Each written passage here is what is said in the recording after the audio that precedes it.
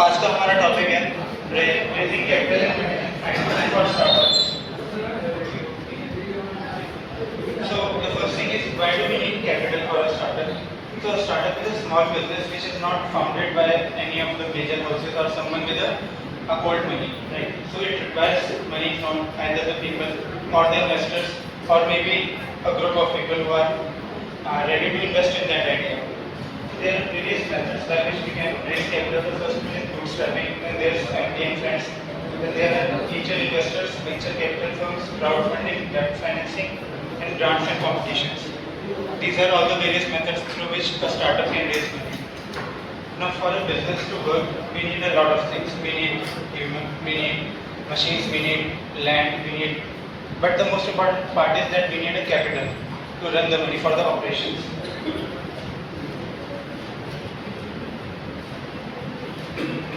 The first thing is that we need to be realistic about our company's growth. As you might be knowing that during the COVID times, there were a lot of education startups, right? And they were booming at the time. But nowadays, they have either gone bankrupt or they have crashed or close to decline. For example, Byju's used to be a big name back then, and now it has been bankrupted. So we need to be realistic about that. The thing is that the investors want their money to grow fast, whereas the business might not be able to keep that growth. For example, the example of Byju's is there, which used to expand at a rapid pace, but after some time it crashed. And the reason it crashed was because there was no real demand for it. They expanded at a they expanded like a free gas. The second one is that connections are crucial, so there need to be networking. You people might be aware that when companies hire, they hire people from top colleges, the tier 1 colleges at a very high package. One of the reasons is that top colleges provide you networking. So Ivy League colleges, Stanford, Harvard, they provide people with the networking. The people who go to study there are already from rich families. They already have a strong backing, and companies want them within their teams. So they want to hire them. It's not about your character or about what you bring to the table. It's about what you already have, the connections. And connections are necessary in a business. Then raising capital is often a long challenge, which is true. People want to make money out of thin air, but it doesn't happen like that. Right? Investors want their money to grow, but then there are real possibilities. If you are working in FMCG or something that has goods in it, your money won't just grow like that. Some of the easiest money-making businesses are the ones which have addiction involved in them. For example, gambling. Now, gambling makes a lot of money, but it is very prone to the government restrictions. If one day the government makes a new rule, all the industry will go out of the business. Okay, so the first one is bootstrapping. And in the bootstrapping, it is the investor, the one whose idea it is, who is providing the money. So they provide the money from their own pockets, or from the pockets of their friends and their families, like the close ones. So the problem here is that you are taking the risk because you are putting your own money at stake. And the benefits is that there is no dilution of equity. So you people might have seen Shark Tank, right? Shark Tank देखा हुआ है ना? हाँ, तो equity का मतलब होता है कि तुम अपने बिजनेस का एक प्रोपोर्शन किसी को दे रहे हो. फॉर एग्जाम्पल, अगर तुम्हारे बिजनेस में, अगर वो तुम्हारा बिजनेस है तो वो 100% तुम्हारा ही है. बट अगर तुम उसे आगे जाके डाइल्यूट करना चाहो तो तुम उसके शेयर्स बनाकर उसे पब्लिकली एक्सचेंज कर सकते हो. So if you go for the bootstrapping, you own the entire company, whereas in the other parts, for example, the next one is family, friends and fools. It is where you borrow money from your known ones, the ones who are around you. So the people who believe in your ideas, they invest in your ideas. If you remember, for example, Apple and Facebook and Google as well, they used to borrow money from their schoolmates, their classmates, and those people became early investors. So if someone believes in your idea and your idea takes off, after 10 or 20 years when the company gets established, these people can make a lot of money. But for that, they have to believe in you and your idea. So the pro here is that it is easier to secure since you are taking money from someone who already believes in you. But the con is that you can only take a limited amount of money, and it may sometimes end up straining relationships. So if there's someone who believes in you and your idea fails, then not only will you lose the money, you'll also lose the person and the connection as well.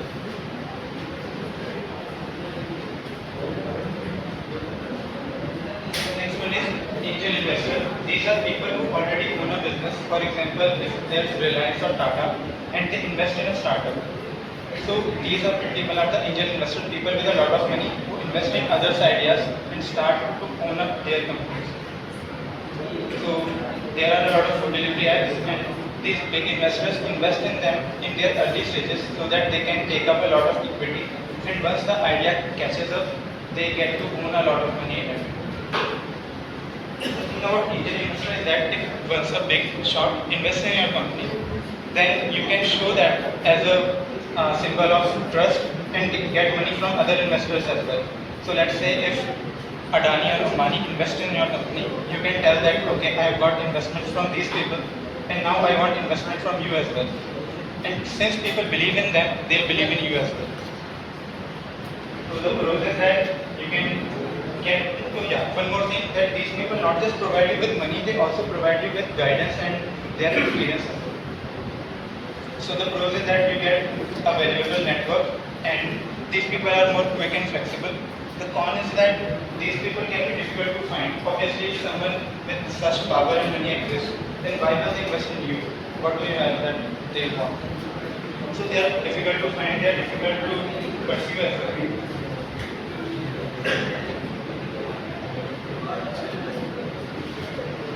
Then the next one is venture capital funds. Now venture capitals are, for example, there's LIC, then there are pension funds as well. These people take your money, and the reason, so there are LIC and there are pension. The last one is grants and competitions. It is very ideal for small startups with science background or STEM background. So if you are working on a startup that works on something very technical, you want the money to come from a university or government itself. So you can showcase your projects in a competition and let the investors decide. Government tries to make such competitions, and there are universities like IITs and IIITs who do that as well. They organize such competitions, you can participate in them, show your ideas, and if someone gets interested, they'll invest in it. So it is a non-dilutive funding that is from government agencies or foundations or corporations. Its pros is that you do not end up diluting your equity. It is great for R&D and can be startups and can provide validation as well. So let's say that you are someone who is a beginner in image processing. You have made a drone. Now you show your drone. You might not get a scholarship or some kind of investment from people, but at least you will get a validation and you will get a feedback from them. Right? If you participate in a competition, many of the experts will view your project and they'll give a feedback, which you can use to further improve your current products. The cons is that it is highly competitive and it's a lengthy application process, often having specific requirements. So the project that you are interested in might not be something that others are interested in as well. Then it is best for startups in research-intensive fields, social enterprises, and those aligning with specific grant objectives. It is still highly used because not everyone has access to angel investors and not everyone comes from a rich family. So people who are highly motivated and have a great idea can show their projects in a competition or go for a grant. It's difficult, but it's not impossible, and also it is not going to dilute their equity.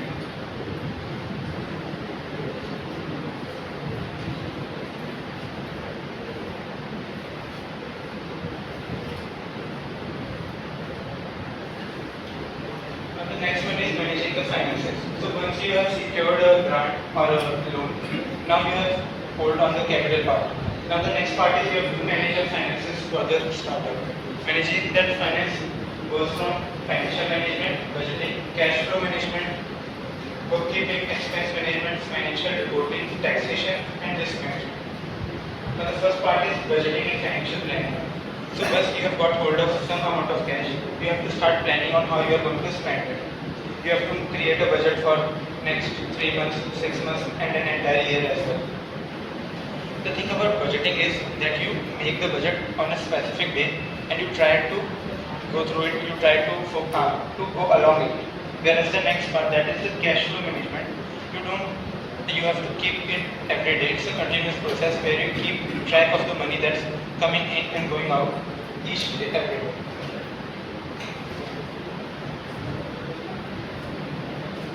The first one is financial planning and budgeting. So you create a detailed budget, you project the income and all the expenses that you are going to do in a monthly, quarterly and annual. Then there's the development of financial forecast. You estimate the future revenues, cost and cash flow to anticipate of all the expenses and needs. And there are certain parameters that you don't have to focus on. The next one is cash flow.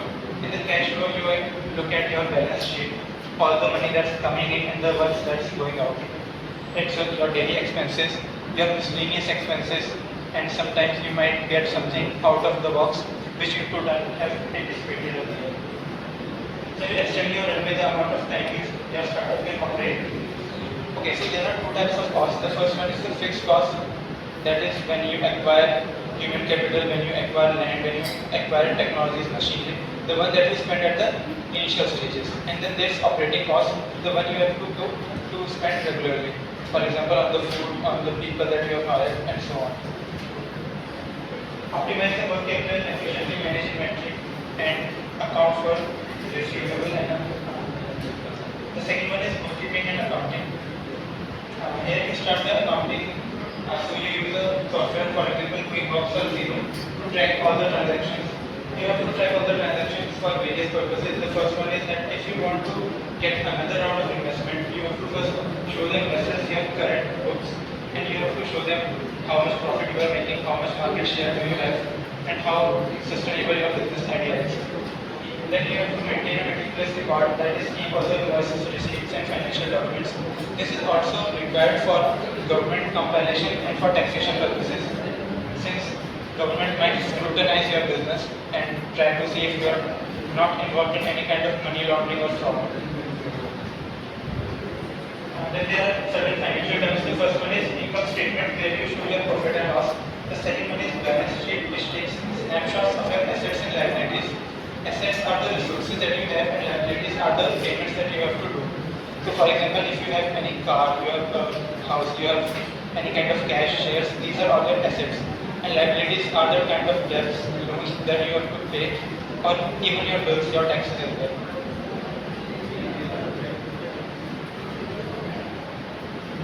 One is expense management. So it is quite similar to all the previous ones, where you keep a track of all the money that you are going to spend. Here you also have to see negotiations that you are doing, the kind of deals that you are getting. You have to keep a record of all the balances as well. So for example, if you are acquiring some kind of raw material to make your finished goods, you have to keep a check on the prices of that raw material, and you also have to predict if the price of that raw material are going to go exponentially high. You might try to stop them in the present.